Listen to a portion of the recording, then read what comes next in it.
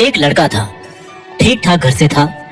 पता नहीं उसके मन में ऐसी क्या जची कि उसने ठान लिया कि उसको यूपीएससी क्लियर करना है, उसको आईएएस ऑफिसर बनना है। उस लड़के ने जोश में आके बहुत सारी बुक्स खरीद ली। उसने यूट्यूब पर बहुत सारे स्टडी चैनल्स को सब्सक्राइब कर लिया। उसने बहुत सारे ऑनलाइन कोर्सेज का सब्सक्रिप्शन ले लिया। वो नए शहर में सेटल हो गया। उसने अपने पेरेंट्स को, रिश्तेदारों को, दोस्तों को, सबको बता दिया कि कोई भी उसको डिस्टर्ब नहीं करेगा, because he was going to become an IAS officer. He started his study. उसने अपनी पढ़ाई शुरू की। उसके एग्जाम को 10 महीने बचे थे। उसने शुरुआती 1 महीने में बहुत जबरदस्त पढ़ाई करी। He used to sleep only 4 hours, 5 hours a day. But the problem was he could not sustain.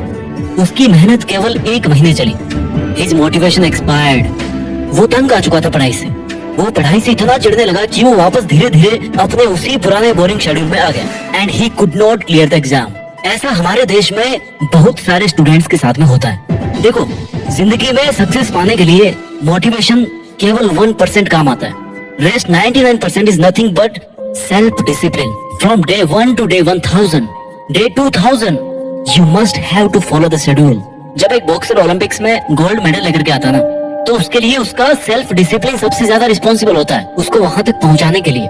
लोगों को केवल इतना पता लगता है कि कोई है इंडिया से जो बॉक्सिंग में गोल्ड मेडल लेके आया, बट नोबडी नोज कि उस कुछ ग्राम के गोल्ड मेडल के लिए that boxer sacrificed his all pleasures, his all comfort Jones.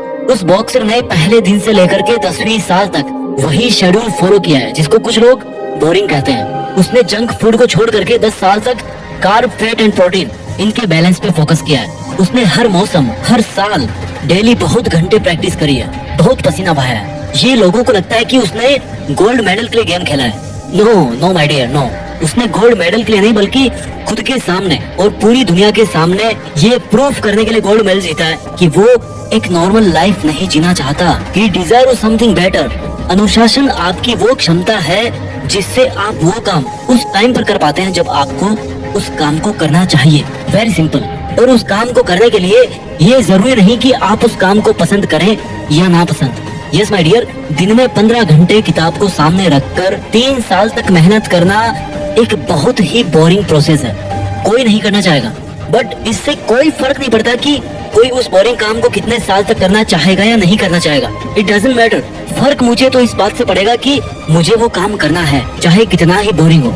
Once I have taken a decision, I have sacrificed myself to the self discipline. पहले आप डिसीजन बनाते हो और फिर डिसीजन आपको बनाता है। पहले आप सेल्फ डिसिप्लिन का रूल सेट करते हो और फिर सेल्फ डिसिप्लिन आपकी लाइफ सेट करता है। ऐसा लाइफ में बहुत बार होता है जब आप अपने किसी फ्रेंड से काफी सालों के बाद में मिलते हो और वो आपसे बहुत ही बेटर पोजीशन में होता है। उस टाइम पर हो सकता है आपको उस टाइम पर उससे थोड़ी सी जलन हो, but the fact is that he followed his rules always. लोग बदले होंगे उसकी जिंदगी में, but he did not change himself. उसने अपने सेल्फ डिसिप्लिन को अपनाए रखा। When we talk about self discipline, we must have a clear goal in our mind कि आप करना क्या चाहते हो भाई। आपको उस टारगेट को अनकंडीशनली फॉलो करना है। आज आपको 2 चीजों में से कोई एक चीज को चुनना पड़ेगा। First is self discipline and second one is regret, अनुशासन या पश्चाताप। आप अगर अनुशासन चूज करेंगे तो आपको सफलता मिलेगी या नहीं मिलेगी इसकी कोई गारंटी नहीं है, बट इतना जरूर कंफर्म है कि कभी आप अपनी लाइफ में अगर पीछे मुड़ के देखोगे ना तो आपको कभी पछतावा नहीं होगा। अगर आज आप अनुशासन चूज करते हो तो इसका दर्द आपको कुछ वीक्स, कुछ महीने या कुछ साल तक हो सकता है, but if you dare to choose regret तो भाई पछतावा तो होगा, लेकिन इतना बुरा होगा ना कि आप उस टाइम अगर कुछ करना चाहेंगे तो भी कुछ नहीं कर पाएंगे। आपको सफल होने के लिए दूसरों से ज्यादा स्मार्ट होने की जरूरत नहीं है, समझो इस बात को। आपको सक्सेसफुल होने के लिए दूसरों से ज्यादा सेल्फ डिसिप्लिन्ड होने की जरूरत है। जब कोई आर्मी में भर्ती होता है ना तो उसको सबसे पहला अगर कोई पार्ट पढ़ाया जाता है तो वो है सेल्फ डिसिप्लिन का। Discipline to perform his duty at any place, at any situation, at any cost, तब जाकर वी विन अ वॉर। और जो हमारी ये लाइफ है ना, this is also not less than a war. इसमें गोलियां नहीं चलती, खून खराबा नहीं होता, but a war is a war. और जिंदगी के इस युद्ध का असली विजेता बनने के लिए अगर आपको सबसे पहले कुछ सीखना है, that is only self discipline. Now question comes, how to become self discipline. Step number 1, सबसे जरूरी चीज है सेल्फ डिसिप्लिन को बनाने के लिए गोल सेटिंग। आपकी लाइफ का एक लक्ष्य निर्धारित कीजिए। आपको क्या लगता है आपको लाइफ में क्या करना चाहिए? आपको क्या लगता है कि कौन सी चीज आपकी लाइफ में सबसे ज्यादा जरूरी है? Is it your self respect, is it money, is it a job और इज इट अ रिलेशनशिप? कोई भी आपका लक्ष्य हो, it doesn't matter. Step number 2, मुझे ये काम करना चाहिए। इस वाक्य से निकल के आप इस लाइन पे आइए कि मैं ये काम कर रहा हूँ।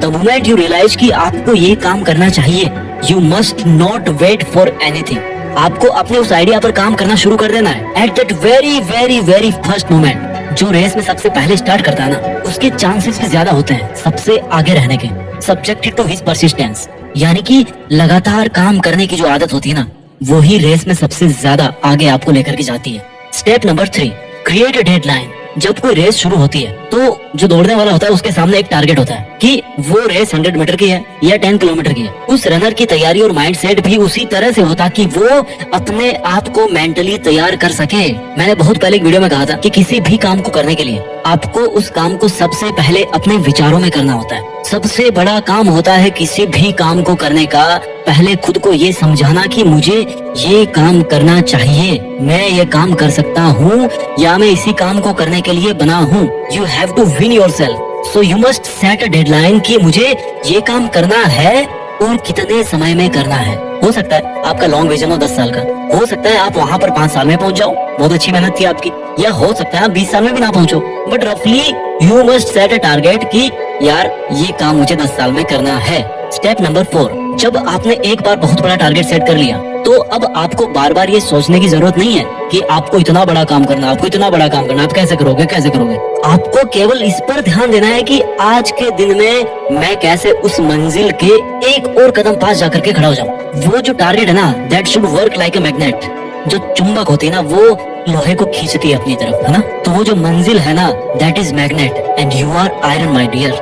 आपको केवल आज पर ध्यान देना है, आपको केवल आज का काम करना है। भगवान ना चाहे, बट हो सकता है हम में से कई लोग इस दुनिया में 10 साल बाद रहे ना, बट हमारे पास आज तो है ना। Step number 5, create habits as soon as possible. आपको कुछ आदतें छोड़नी पड़ेगी, कुछ बदलनी पड़ेगी और कुछ नई आदतें अपनानी पड़ेगी। आप एक पेपर लीजिए, जानता हूँ बहुत बोरिंग काम है, आजकल कोई नहीं लिखता पेपर पे, ठीक है मोबाइल में लिख लो। वहाँ पे आप नोट करो कि आपके अंदर आज की डेट में क्या क्या अच्छी आदतें हैं जिनको आपको और बेटर बनाना है, कौन सी बुरी आदतें हैं जो आपको कम्प्लीटली छोड़ देनी है, और ऐसी कौन सी आदतें हैं जो आपके फील्ड में बड़े लोगों के पास थी लेकिन आपके अंदर में नहीं है। बिकॉज आपको अगर उस लेवल तक जाना है तो आपको अपनी आदतों में भी बदलाव लाना पड़ेगा। टिप्स नंबर 6, सबसे important, be responsible, be honest. आप चाहे दुनिया के सामने कैसे भी रहो, कैसे भी बनो, आप दुनिया को उल्लू बना सकते हो। You can cheat the world but you must not cheat yourself, because I'm once again saying that in this 800 crore people's world, you are just one who will be with you till your last breath. आप एकमात्र वो प्राणी है इस 800 करोड़ की दुनिया में जो आपके साथ में आखिरी सांस तक रहेंगे। तो क्यों खुद को उल्लू बना रहे हो भाई? स्वीकार कीजिए खुद के अंदर कोई कमी है तो मिलके बदलाव करेंगे ना यार, उसमें क्या दिक्कत है? चेंज लाने के लिए तो बैठे हैं यहाँ। Be honest and responsible, be self discipline. आइए अपनी लाइफ में कुछ ऐसा करें जो किसी ने ना किया हो, जिसके लिए केवल आप बने हो और जो आपसे बेहतर और कोई नहीं कर सकता। अपना ख्याल रखिए और आगे बढ़ते रहिए।